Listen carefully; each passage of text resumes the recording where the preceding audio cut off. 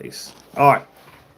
Hey, what's going on, everybody? So, Mr. J. Howard here, Concept Business Success. So, I just jumped on because I actually haven't done a lot of lives. So, I'm going to try to do more. Wanted to give y'all some quick Turo updates. So, we're closing out.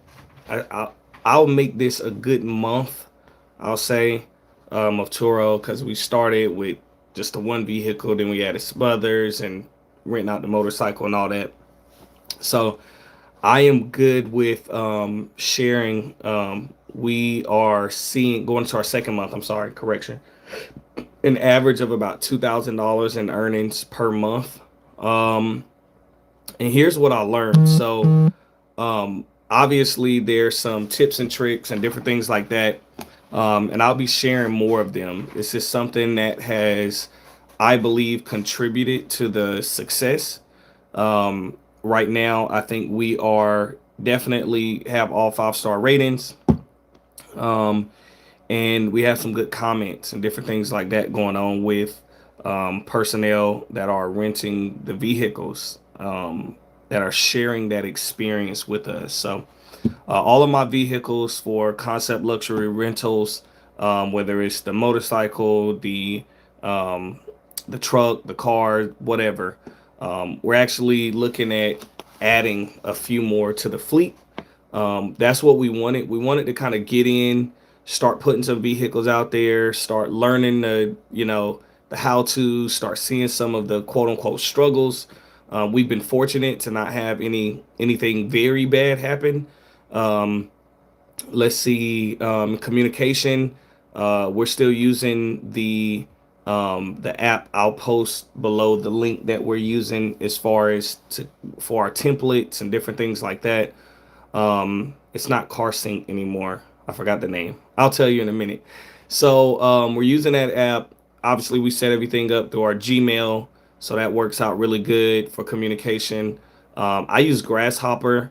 I already had a Grasshopper account to manage my phone system, and so now I just added another line to deal with the car rentals, so that way people can reach me directly, and it's not to my personal cell, but it'll forward to my personal cell. So a couple quick things to remember.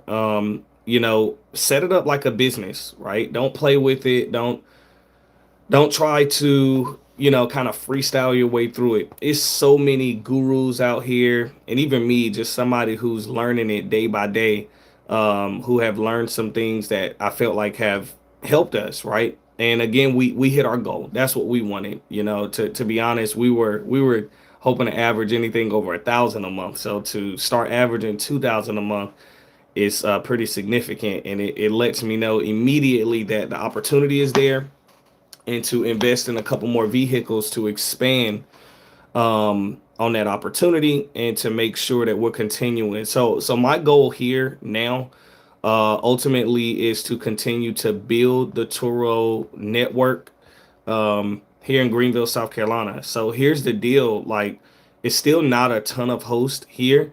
As a matter of fact, when you search on Turo for like all of your areas, when you're doing the car calculator or whatever they let you play with to get on there and select the vehicle and see how much earnings, what's the average earnings that it could bring in for you. Greenville, South Carolina is not even one of them. Hell, I don't even think Charlotte, North Carolina is, right? So that lets me know that it's still mass opportunity to put yourself on the map by taking advantage of it. So run it like a business. So a couple quick things, and I'll maybe do another YouTube video later because I don't know how, if this live, if I'll be able to post it as a regular video or whatever. But um, set up an entity. I would definitely say do that. If you can get the car loans or purchase the cars through your entity, perfect. If you can at first, that's okay. You can always switch it over later.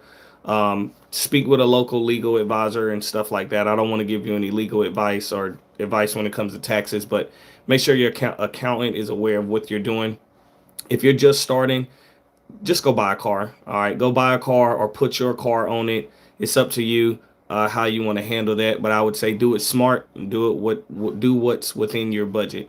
All right, set up an entity though, so you can make sure that you're accounting for your expenses and different things like that properly. Um, Set up, use one of them. Is so many of them. CarSync IO. I think that is the one I use actually. CarSync IO. Set up through a CRM type system like that. That's gonna respond. It's gonna have some templates.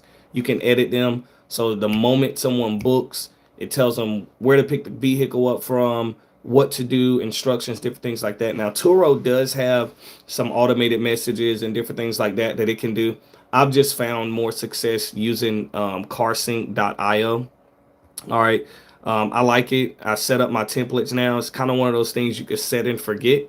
Don't forget though, if you change something, like you change your pickup address or you want to change instructions on where you're delivering the vehicle to, anything like that, you better get on that server, whatever you're using, that service, and update your templates. If not, it's going to shoot them the wrong information. I had that happen to me. I was devastated. Thank God the client was okay about it. And we gave them the right address. It was right down the street, and it was fine. It wasn't a big deal. But we changed the location and we forgot to update the template. Um, Actually, for this one, correction, we did update the template, but he had booked before we changed the template, so it sent him the old template, and we forgot to send him the new information. So it definitely was on us. It wasn't on CarSync. It definitely wasn't on Turo. And I don't know if there's a feature like after you change your location for it to go back and say, "Hey, we changed our location." You have to manually do it. That's okay. All right, so that brings me to my next point. Set up your parameters around what is your business going to do, as far as, are you going to deliver vehicles, which you can add additional fees to deliver vehicles, or if you're going to have a designated pickup location. All right, in my other video, I shared some items that I use. I use a car tracker. I think it's like Moto Safety, if I'm not mistaken. Grab it off Amazon. I think the tracker itself is like 30, 40 bucks. And then there's a per month fee of like 15 bucks a month. And then that is the one that you plug into your the area where you can check like all your engine codes and different things like that. Now they do have one that you can get that's permanently mounted under your hood. I would actually recommend that one. But again, if you're just starting, I want to limit your expenses. I want you to limit your expenses as much as possible, whatever you're comfortable with. So if you can get the more expensive one and get a mechanic to put it in there, hardwire it, that way nobody can mess with it, fine. If not, the plug-in one is fine. If somebody mess with it on the trip, you could always call them, notify them like, hey, you got to put that back, or there'll be extra charges, different things like that. The hard mounted one won't give them a choice. They touch it, it's gonna shut your damn car down, which is perfect. So, and you can also control on that one, turning off the car, different things like that. So, take advantage of that. Also, the tire tread reader. So I actually have mine here today. So, I know we're live, so I can't edit this. Sorry about that. Little tire tread reader. Stick it on your tire. When it gets here, it's going to tell you. You want to always take a photo of that. Make sure you can see the number. Just really make sure it's in green. If you take a photo and it's in yellow or red, you need to get some new tires. Here's what's going to happen. I heard all the horror stories. If someone unfortunately gets in an accident, their insurance company is always going to say they were in the right, you were in the wrong somehow with your rental, right? Make sure you take a picture of that tire tread, because from what I've heard, that is one of the top reasons that they get out of fault and try to pass fault to you, is they say that the brakes were bad or the tires were bad. All right, I have proof for both, or for all of the vehicles and the motorcycle, that brakes are new. I have the receipt. I had an inspection done by Jiffy Lube afterwards, just checking all that stuff off, just like a little Uber inspection. And actually, in my state, vehicle inspections aren't required, but I'm used to them because they are required in North Carolina, which is where I'm from. So when I got to Jiffy Lube and they told me they didn't have that inspection, I was shocked. But I asked them, I said, I know y'all have shared ride services, so what type of inspections do you do for them? And they told me, and I looked at it, and it had a lot of the data, excuse me, that I needed. So they actually did that inspection for me, which was great. They check your seatbelts, your lights, all your safety features, and they take a look at your brakes, take a look at your windshield wipers, stuff like that. Of course, they're going to try to upsell you on something if, if it's barely not perfect. So, be mindful of that. So check maintenance. We talked about tire tread reader. Make sure you take a picture every time you rent your vehicle out. I know it's tedious, can sometimes be annoying. But every time you rent your vehicle out, stick that dang on tread reader in there. I try to make sure when I take a photo that I show the tread, the color that's on the tread reader, and I show like a piece of the vehicle so we can identify that's the front left tire, right? That's the rear right tire, whatever the case may be, right? I know because I could see a bumper, or I could see, right? I could see a rear light or a front light, whatever, common sense. So that way you can pinpoint, hey, look, that's each tire, that's all four tires, and they were all good. Um, Tire tread reader, tracker, fuel. Make sure on your Turo, on your description, that you have the accurate fuel that you want your renters to put into your vehicle. All right, be careful with this. Okay, so we've been fortunate. I forgot one time they didn't put gas in it though, so it was fine. But and it does have a little sticker inside the gas thing, but it says minimum grade of 91 because it's for a Mercedes. So you can put anything above it in there. So yeah, I don't think they put gas in it. And if they did, they put the right one in. So I don't remember how that went down. But either way, make sure it's in the notes for your vehicle, as well as Turo does ask what kind of fuel goes in it so they can share that with them. Um, yeah, just make sure that you have any instructions. Turo has like a place where you could put like FAQs for some of your most common questions asked. You can put that on there so your renter already knows what things to do there. Um, and then also you could have additional notes.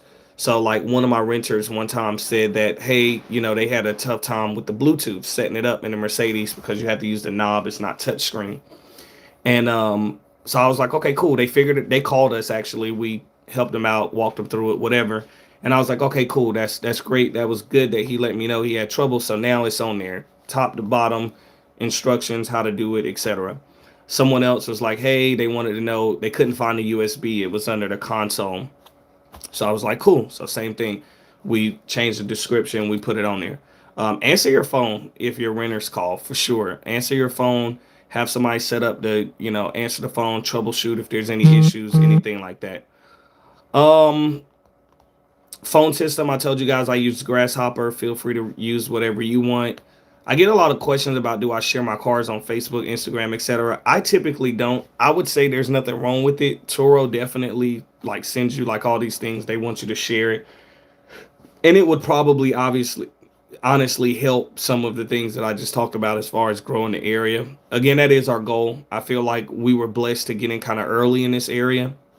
So we're going to take advantage of expanding the fleet as quick as possible. So that way our cars, hopefully we reach all-star host soon, and our cars are definitely staying rented. Right now I can tell you this morning, it's probably why I look ashy and stuff. This morning, woke up early. Someone rented the car last night. I just got it back, which is great. It's a great problem to have, you guys. We had just raised the rates. It was clean when it came back last time, and then I still wiped it down, vacuumed it out. I got an alert as I was getting in bed last night, as a matter of fact, that I had to get up early this morning and get it ready for somebody to pick up. Fine. Woke up earlier than the doggone place opened, so I have a little vacuum at home, shop vac, whatever. I vacuumed it out. It's just a little piece of grass and stuff. Got that out, wiped it down, sanitized, armor all it down. The outside was still perfect. So we were good to go. Sprayed some shine on the tires, got it to the parking lot, put the key box. Don't forget to order your key box. That's the one thing I forgot. Same thing, Amazon. Um, Little window key box. And then once I did all my pictures this morning, verified their license and stuff was uploaded, I sent my renter the code. Renter came, picked it up, good to go. All right. Too easy, too easy. This is some of the most simple money that I've been able to make. Right now I'm not just excited to just shower it all on myself. I'm expanding the fleet, right? I see the big picture. I see the opportunity that's here. We've checked the first thing, expenses are covered, the car payments, the bike payment, all that stuff has been covered. So that's great. We're playing with the pricing so we know. We learned about like holiday pricing and different things like that. It worked, right? We set it up. Personnel looked at it, they booked it, that was fine.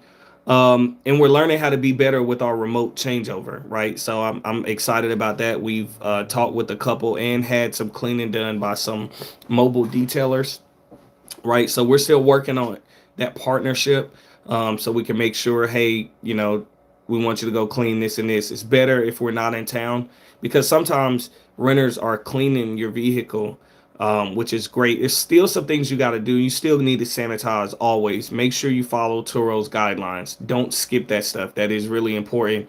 I'm big on keeping everyone safe, so I'm gonna sanitize regardless, right?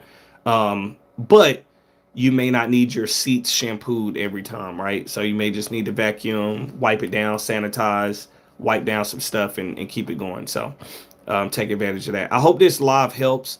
I just wanted to kind of talk to you guys about my early morning dealing with Turo. Um, Now we're seeing what our average is. I think I'm gonna have to cut another video to make sure it gets out to everyone. But I'm excited. We're having fun. We're gonna expand the fleet, and I'll keep you guys updated. So I don't know how to properly end this thing. So let's see here. Do I hit? But I'm done. I think I hit X. All right, bye guys.